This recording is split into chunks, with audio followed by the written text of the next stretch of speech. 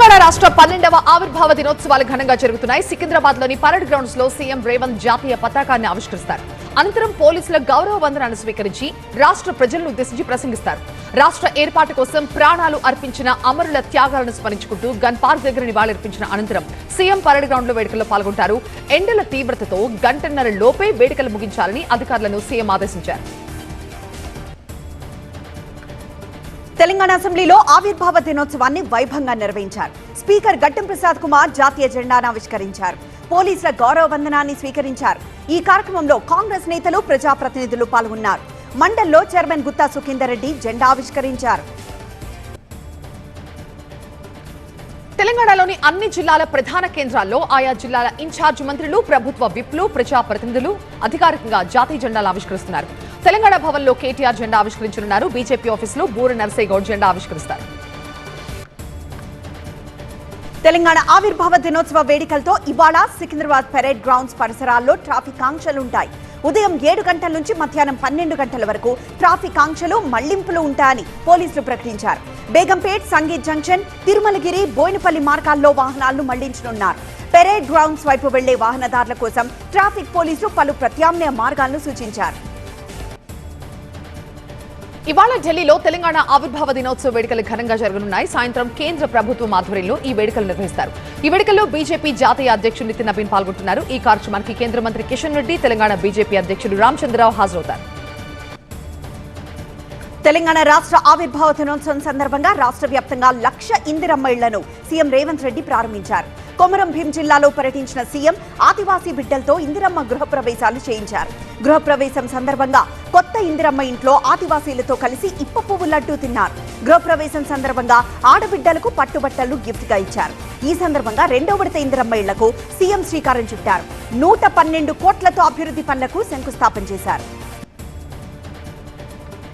కేంద్ర మంత్రి కిషన్ రెడ్డికి సీఎం రేవంత్ రెడ్డి సవాల్ చేశారు. ఎంఎస్పీ ప్రకటించడం తప్ప కేంద్రం పంట కొనుగోలు చేయట్లేదన్నారు.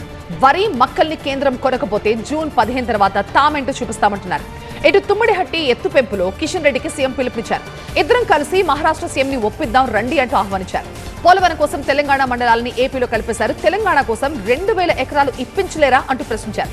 అంతేకాదు ఎంత పరిహారం కావాలో అంతా మహారాష్ట్రకి ఇస్తామంటున్నారు. మంచిర్యాల ఎమ్మెల్యే ప్రేమ్ సాగర్ రావు ఇంటికి చేరుకున్న సీఎం రేవంత్ రెడ్డికి ఆయన కుటుంబ సభ్యులు, కాంగ్రెస్ నేతలు ఘన స్వాగతం పలికారు. ప్రేమ్ సాగర్ కుటుంబ సభ్యులతో కలిసి సీఎం భోజనం చేశారు.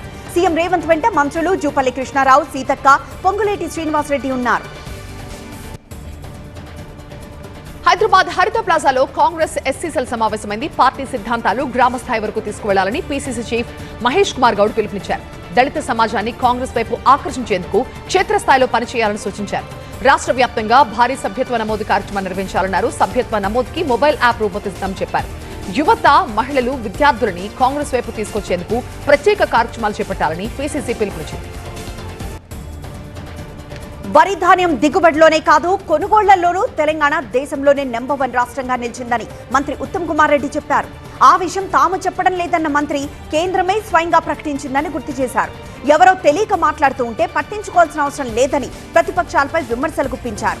రాష్ట్రంలో ఇప్పటి వరకు 64 లక్షల మెట్రిక్ టన్నుల ధాన్యాన్ని కొనుగోలు చేశామన్న మంత్రి తడిసిన ధాన్యానికి కూడా మద్దతు ధర ఇస్తున్నామని తెలిపారు. భద్రాద్రి కొత్తగూడెం జిల్లా అశ్వాపురం మండలంలో మంత్రి తుమ్మల నాగేశ్వరరావు పర్యటించారు. విజయ కొత్తూరు సీతారామ పంప్ హౌస్ 1 దగ్గర నిర్మిస్తున్న మారెళ్లపాడు ఎత్తిపోతుల పథకం పనులను పరిశీలించారు. పనులు ఆలస్యంగా జరుగుతుండటంతో అధికారులపై ఆగ్రహం వ్యక్తం చేశారు. అనంతరం ఇరిగేషన్, రెవెన్యూ అధికారులతో రివ్యూ నిర్వహించారు. సీతమ్మ సాగర్, మారెళ్లపాడు ఎత్తిపోతుల పనులపై పలు సూచనలు చేశారు. కేటీఆర్ పై కంటోన్మెంట్ ఎమ్మెల్యే శ్రీ గణేష్ ఫార్ అయ్యారు. ఎప్పుడొచ్చామన్నది కాదు, బుల్లెట్ దిగిందా లేదా అన్నదే ముఖ్యమన్నారు. బీఆర్ఎస్ 10 ఏళ్ల ప్రభుత్వంలో సాధ్యం కాని పనులను కాంగ్రెస్ ప్రభుత్వం వచ్చిన 6 నెలల్లో సీఎం రేవంత్ రెడ్డి చేసి చూపించారన్నారు. నియోజకవర్గంలోని ప్రభుత్వ పాఠశాలలు, కాలేజీల్లో ప్రతిభ చూపిన విద్యార్థులకు శ్రీ గణేష్ ఫౌండేషన్ తరఫున మెరిట్ స్కాలర్షిప్లు, ప్రశంసా పత్రాలను అందించారు. తెలంగాణలో కాంగ్రెస్ ప్రభుత్వం ప్రవేశపెట్టిన ఇందిరమ్మ ఇళ్ల పథకం దేశానికే ఆదర్శమని వైరా ఎమ్మెల్యే మాలోత్ రామదాస్ నాయక్ అన్నారు. ఖమ్మం జిల్లా వైరా మండలం తాటిపూడి, గొల్లపూడి, రెబ్బవరం, పాలవడుగు గ్రామాల్లో నూతనంగా నిర్మించిన ఇందిరమ్మ ఇళ్లను ప్రారంభించారు. రాష్ట్ర ప్రభుత్వం చేపట్టిన ఇందిరమ్మ ఇళ్ల నిర్మాణం నిరంతరం కొనసాగుతుందని, మహిళలకు వడ్డీ లేని రుణాలు ఇస్తామని చెప్పారు. అర్హులైన ప్రతి ఒక్కరికి సంక్షేమ ఫలాలు అందజేస్తామని హామీ ఇచ్చారు. బీజేపీని ఓడించాలంటే మిలిటెంట్ పోరాటాలు చేయాల్సిన అవసరం ఉందని సిపిఐ ఎమ్మెల్యే కూనంనేని సాంబశివరావు అన్నారు. తెలంగాణలో బీజేపీ అధికారంలోకి రాదన్నారు. కాంగ్రెస్ పై అసంతృప్తి ప్రారంభమైందని, బీఆర్ఎస్ ప్రజల్లోకి వెళ్లలేకపోతుందని తెలిపారు. ప్రజల్లోకి వెళ్లే అవకాశం సిపిఐకి ఉందన్నారు. పేదల సేవలో కార్యక్రమంలో భాగంగా కాకినాడ జిల్లా తుని నియోజకవర్గంలో సీఎం చంద్రబాబు పర్యటించారు. చామవరంలో కల్లుగీత కార్మికుడు సింహాచలం ఇంటికి వెళ్లి పింఛన్ అందజేశారు. శ్రమతో కూడిన కల్లుగీత వృత్తిని గుర్తించి వారి ఆదాయం, జీవన విధానం గురించి తెలుసుకున్నారు. సింహాచలం కోరినట్లుగా ఆ కుటుంబానికి పక్కా ఇల్లు నిర్మించివ్వాలని అధికారులను ఆదేశించారు. తాటి చెట్టు ఎక్కి కల్లు తీసే విధానాన్ని పరిశీలించి వారు తీసిచ్చిన తాజా కల్లుని ఆయన రుచి చూశారు. సినీ పరిశ్రమను ఏపీ ఆహ్వానిస్తోందని మంత్రి కందుల దుర్గేష్ అన్నారు. సినీ పరిశ్రమ అభివృద్ధికి ప్రభుత్వం కట్టుబడుందన్నారు. విజయవాడలో జరిగిన పెద్ద ప్రీ రిలీజ్ ఈవెంట్ కి హాజరైన ఆయన ఏపీలో షూటింగ్లు జరపాల్సిందిగా ఇండస్ట్రీని ఆహ్వానించారు. ఆంధ్రాలో స్టూడియోలు, రికార్డింగ్ థియేటర్లు నిర్మించాలన్నారు. సింగిల్ విండో ద్వారా అనుమతులిచ్చేందుకు ప్రభుత్వం సిద్ధంగా ఉందన్నారు. హైదరాబాద్ లో జనసేన పార్టీ తెలంగాణ నవనిర్మాణ సభపై ఆ పార్టీ క్లారిటీ ఇచ్చింది. పోలీసులు జారీ చేసిన నోటీస్ పై Janasena party legal cell Telangana హైకోర్టులో హౌస్ మోషన్ పిటిషన్ దాఖలు చేసింది. కోర్టు తిరస్కరించిందని, సభకు అనుమతి లభించలేదని జరుగుతున్న ప్రచారంలో ఎలాంటి నిజం లేదని జనసేన ప్రకటించింది. ఇవాళ ఉదయం జనసేన పార్టీ తెలంగాణ హైకోర్టులో హౌస్ మోషన్ పిటిషన్ దాఖలు చేసి సభ నిర్వహణకు అనుమతి కోరబోతోందని జనసేన పార్టీ స్పష్టం చేసింది. Visakha south Coast railway zone అధికారులతో జీఎం సందీప్ మాథూర్ సమీక్షించారు. భద్రత, మౌలిక సదుపాయాల నిర్వహణ, భద్రతా ఆడిట్లు, ప్రమాద నివారణ చర్యలు, సిబ్బందికి కౌన్సిలింగ్, తనిఖీ డ్రైవ్లు, జోన్ వ్యాప్తంగా భద్రతా పద్ధతులను బలోపేతం చేయడంపై చర్చించారు. అత్యున్నత ప్రమాణాలతో సురక్షితమైన పనులు నిర్వహించాలని జీఎం సందీప్ మాథూర్ సూచించారు. అన్ని విభాగాల సమన్వయంతో పనిచేయాలని, భద్రతా ప్రోటోకాల్ను ఖచ్చితంగా పాటించాలని ఆదేశించారు. కృష్ణా జిల్లా అవనిగడ్డలో ఎన్నికల జాబితా ప్రత్యేక సవరణ ప్రక్రియపై వైసీపీ నేతలు అవగాహన కార్యక్రమం నిర్వహించారు. మాజీ ఎమ్మెల్యే సింహాద్రి రమేష్ బాబు ఆధ్వర్యంలో నియోజకవర్గ బూత్ లెవెల్ ఏజెంట్లకి అవగాహన కల్పించారు. ఈ కార్యక్రమానికి ముఖ్య అతిథిగా మాజీ మంత్రి పేర్ని నాని హాజరయ్యారు. తిరుపతికి వెళ్లే టికెట్లు కూడా అధికార పార్టీ ఎమ్మెల్యేలు 30,000కు అమ్ముకుంటున్నారంటూ విమర్శించారు.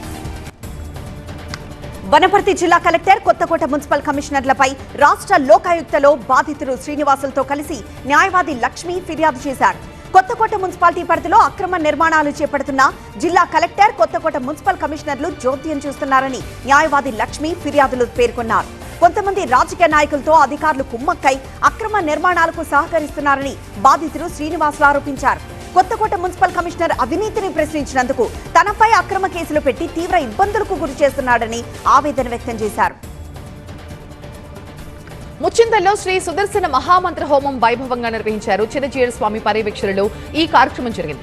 సమతామూర్తి కేంద్రంలో 4వ రోజు కార్యక్రమాలు జరుగుతున్నాయి. ఉదయం 6 నుంచి రాత్రి 8 గంటల వరకు శ్రీ సుదర్శన మహామంత్ర హోమం జరుగుతోంది. ప్రత్యక్షంగా ఆన్లైన్లో పాల్గొనే అవకాశం కల్పించారు. తిరుమలలో రికార్డు స్థాయి దర్శనాలు నమోదవుతున్నాయి. మే నెలలో శ్రీవారి ఆలయానికి భక్తులు పోటెత్తారు. మొత్తం 25,46,168 మంది దర్శించుకున్నట్లు అధికారికంగా టీటీడీ పాలక మండలి ప్రకటన చేసింది. మే 24న అత్యధికంగా 98,058 మంది భక్తులు తరలివచ్చినట్లు వెల్లడించింది. తిరుమల హుండీ ఆదాయం మే నెలలో 120,28 లక్షల రూపాయలుగా వచ్చింది. జూన్ మొదటి 2 వారాల్లో ఇదే పరిస్థితి ఉంటుందని చెప్పారు.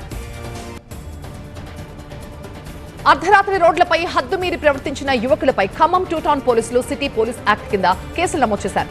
Royal Challengers Bengaluru IPL trophy గెలుచుకున్న ఆనందంలో ఖమ్మం నగరంలో రోడ్లపై హద్దుమీరి ప్రవర్తించిన వాళ్ళని అదుపులోకి తీసుకున్నారు. 7 యువకుల బైక్లను సీజ్ చేశారు. సీసీటీవీ ఫుటేజ్ ఆధారంగా మరికొంతమందిని కూడా గుర్తించి కేసులు నమోదు చేస్తామని పోలీసులు తెలిపారు. ప్రతి ఏడాది ఖమ్మం జిల్లాలో నకిలీ విత్తనాల బెడదతో రైతులు తీవ్రంగా నష్టపోతున్నారు. పెద్ద ఎత్తున నకిలీ విత్తనాలు దొరుకుతున్నాయి. ఆంధ్ర సరిహద్దు కావడంతో జిల్లాలోకి పెద్ద ఎత్తున నకిలీ విత్తనాలను దళారులు తరలించి రైతులకు అంటగడుతున్నారు. నకిలీ విత్తనాలు కట్టడికి ప్రత్యేక టాస్క్ ఫోర్స్ ఏర్పాటు చేసి పటిష్ట నిఘా పెట్టాలని రైతులు డిమాండ్ చేస్తున్నారు. శ్రీకాకుళం జిల్లాలో వివిధ పోలీస్ స్టేషన్ల పరిధిలో ఇటీవల జరిగిన వరుస దొంగతనాల కేసులని కాశీబుగ్గ పోలీసులు పురోగతి సాధించారు. 2 అంతర్రాష్ట్ర నిందితుల్ని అరెస్ట్ చేసి వాళ్ళ దగ్గర నుంచి చోరీ సొత్తుని స్వాధీనం చేసుకున్నారు. వీళ్లపై పలు ప్రాంతాల్లో దొంగతన కేసులున్నాయని, గతంలో జైలుకు వెళ్లొచ్చారని ఎస్పీ మహేశ్వరరెడ్డి చెప్పారు. మేడ్చల్ జిల్లా అల్వాల్లో దోపిడీ దొంగలు హల్చల్ చేశారు. మచ్చబుల్లారంలోని జిఎంఆర్ గార్డెన్ రూట్ ఎస్టేట్ కాలనీలో ఒక ఇంట్లో చోరీకి పాల్పడ్డారు. 30 తులాల బంగారం, వెండి ఆభరణాలు, సుమారు ₹1,00,000 నగదును ఎత్తుకు వెళ్లారు. ఇంటి గేటు తాళాలు పగలగొట్టిన విషయాన్ని గమనించిన స్థానికులు యజమాని రమేష్ కు సమాచారం అందించారు. బాధితుడి ఫిర్యాదుతో ఘటనా స్థలానికి చేరుకున్న పోలీసులు కేసు నమోదు చేసి దర్యాప్తు చేస్తున్నారు. అనంతపురంలో షేర్ మార్కెట్ పేరుతో డబ్బులు వసూలు చేసి 100 మందికి పైగా బాధితుల్ని నరేష్ రెడ్డి మోసం చేశాడు. బాధితులు నాగవేణి, తులసమ్మతో పాటు పలువురు జిల్లా ఎస్పీకి కంప్లైంట్ చేశారు. ఆరిజిన్ సొల్యూషన్ సంస్థలో పెట్టుబడులు పెట్టించిన నరేష్ రెడ్డి షేర్ మార్కెట్లో భారీ లాభాలు వస్తాయని నమ్మించి ఒక్కొక్కరి దగ్గర నుంచి 10 లక్షల నుంచి 90 లక్షల వరకు వసూలు చేశాడు. కోట్ల రూపాయలు సేకరించి మోసానికి పాల్పడ్డాడని బాధితులు ఆవేదన వ్యక్తం చేస్తున్నారు. పూర్తి స్థాయి విచారణ జరిపి నిందితుడిపై చర్యలు తీసుకోవాలని ఎస్పీని కోరారు. ఢిల్లీలోని బీజేపీ ప్రధాన కార్యాలయంలో ఆ పార్టీ నేతలు సమావేశమయ్యారు. జాతీయ అధ్యక్షుడు నితిన్ నబీన్ నేతృత్వంలో 65 మంది నేతలు భేటీ అయ్యారు. మోదీ పాలనా విజయాలను ప్రజల్లోకి తీసుకువెళ్లే కార్యక్రమాలపై చర్చించారు. బూత్ స్థాయి బలోపేతంపై ప్రత్యేక దృష్టి పెట్టారు. యువత, మహిళలు, ఎస్సీ, ఎస్టీల్లో పార్టీ విస్తరణే లక్ష్యమని, ప్రజలతో ప్రత్యక్ష సంబంధాలు పెంచుకోవాలని నితిన్ నబీన్ సూచించారు.